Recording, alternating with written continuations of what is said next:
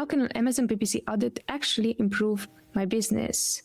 Most importantly, when it comes down to an audit, is the fact that someone from the outside or someone who's trying from the outside to see the brand for what is it and not what you want to be. The reason why I'm saying this is because if a brand is self-managed, the brand owner is going to be so dedicated, so involved. They invested so much time in this and they want to make it work. They kind of want to become the experts in Amazon PPC while they want to hire out the task as well. And don't get me wrong, I believe that you should be knowing exactly when something goes toward the right direction and something is just off. However, what I'm noticing is an audit itself is very helpful when you're too close to your brand and you want a second opinion on this is what I'm seeing, what are you seeing on your end, or is it something that I'm missing? Those are the best brands that we're helping, honestly, where they are saying this is our expertise. What do you see?